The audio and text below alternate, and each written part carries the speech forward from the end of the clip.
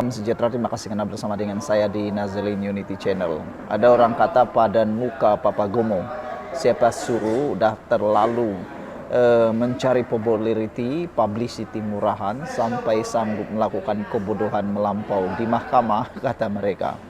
Baru-baru ini Papa Gomo sudah memohon maaf dan Ketua Polis Negara sudah memberikan kemaafan. Tapi tindakan Papa Gomo yang macam tidak menyesal, macam tak ikhlas membuatkan beliau kini dalam masalah yang besar. Orang kata, jangan salahkan orang lain, salahkan diri sendiri, karena membuat diri sendiri dalam bahaya.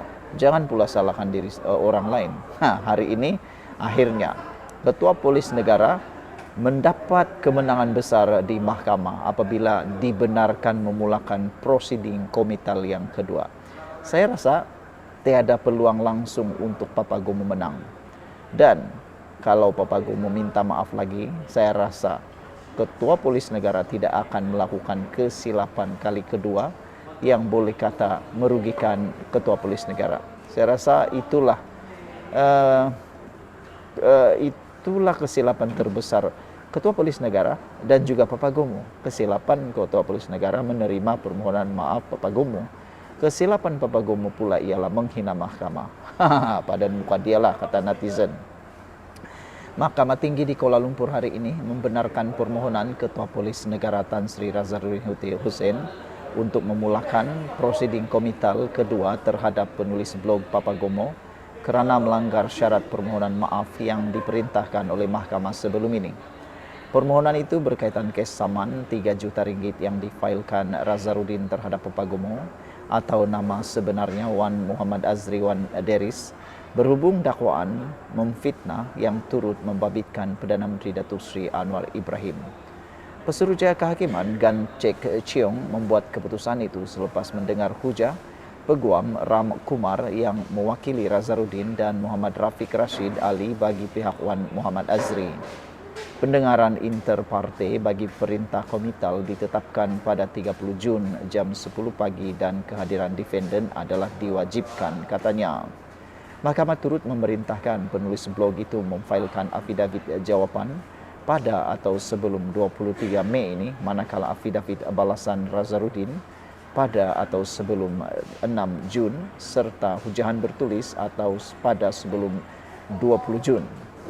Terdahulu Ram Kumar berhujah defendant sepatutnya mendiamkan diri selepas membuat permohonan maaf di mahkamah pada 30 April lepas. Pada 1 Mei lepas, defendant dengan sengaja menerbitkan satu video menerusi TikTok Papa Azri serta YouTube Se-Azri dan kenyataan itu bertentangan dengan permohonan maaf yang telah dipersetujui dalam perintah komital sebelum ini. Permohonan maaf itu tidak ikhlas dan tidak diterbitkan melalui akaun media sosial yang sama seperti perintah mahkamah. Permohonan maaf di media sosial yang diiringi latar belakang muzik Maafkan Kami daripada sedutan filem Pendekar Bujang Lapuk Arhan Allahyarham Tan Sri P. Ramlee adalah suatu jenaka, katanya. Muhammad Rafiq pula berkata anak buahnya tidak berniat mempermainkan arahan mahkamah dan permohonan maaf itu telah disiarkan di media sosial defendant serta dilaporkan oleh pihak media. Pada 5 Mei lepas, Razaruddin memfailkan notis permohonan ex parte bagi mendapatkan perintah pengkomitan itu agar defendant ditangkap dan dihadapkan ke mahkamah serta dipenjarakan kerana menghina mahkamah. Razaruddin berkata ini kerana defendant gagal mematuhi syarat untuk memadamkan terbitan video berkaitan fitnah terhadap beliau bertarikh 14 dan 15 Januari selain tidak menyiarkan permohonan maaf yang dibacakan di mahkamah pada 30 April di platform media sosial YouTube, TikTok, X dan Telegram. Sekian dulu untuk kali ini dan lebih hebat lagi, instruksi melarang Wan Muhammad Azri dan wakilnya daripada menyiarkan kenyataan fakta di semua platform media sosial sebenarnya ditujukan kepada Razaruddin Hussein. Sekian dulu, kita jumpa lagi. Bye-bye. Sejahtera, terima kasih karena bersama dengan saya di Nazilin Unity Channel. Ini berita paling buruk sekali yang diterima oleh Perikatan Nasional dan khususnya Presiden mereka Muhyiddin Yassin dan juga timbalan Presiden mereka Ronald Kiandi yang ada di Sabah. Ini selepas Barisan Nasional dan Pakatan Harapan telah mengisytiharkan kerjasama politik di dalam menghadapi pilihan raya negeri Sabah yang ke-17. Baiklah. Apa yang akan berlaku ialah Parti Bersatu akan hilang dari lanskap politik di Sabah, kata netizen. Selain daripada itu, Perikatan Nasional juga tidak akan mampu menyaingi kekuatan Pakatan Harapan Barisan Nasional di Sabah. Pakatan Harapan kuat di kawasan bandar melalui gabungan DAP dan PKR. Manakala gabungan UMNO dan juga parti-parti tempatan seperti PBRS yang ada dalam Barisan Nasional akan dapat menguasai kawasan-kawasan strategik seperti pedalaman, kawasan semi bandar dan sebagainya. Ini akan menyusahkan parti pakatan ataupun gabungan Perikatan Nasional. Bagi JRS pula, mereka tidak akan mempunyai masalah karena JRS juga mempunyai akar umbi yang kuat dan mereka juga mempunyai kerusi yang boleh kata confirm menanglah. Selepas pengumuman kerjasama rasmi antara Pakatan Harapan dan Barisan Nasional BN untuk menghadapi pilihan raya negeri ke-17 negeri Sabah, lanskap politik negeri itu mengalami perubahan yang ketara.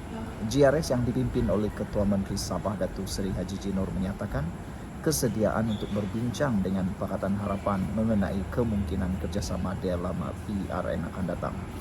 Namun Haji G juga menegaskan bahawa JRS bersedia untuk bertanding secara solo. Dan sekiranya kerjasama antara PH dan BN dimuktamadkan tanpa melibatkan JRS. Jadi bermakna JRS tidak akan sama sekali menjemput Perikatan Nasional bergabung dengan mereka kalau Pakatan Harapan dan Barisan Nasional bergabung bekerjasama. Menjadi persoalan ialah, adakah Pakatan Harapan BN tiba-tiba akan bergabung dengan JRS pula? Tiada yang mustahil. Saya rasa saat-saat akhir mungkin JRS juga akan bergabung dengan Pakatan Harapan Barisan Nasional. Kalau ini berlaku, boleh cakap 100% kerajaan JRS yang ada di Sabah akan dapat diteruskan.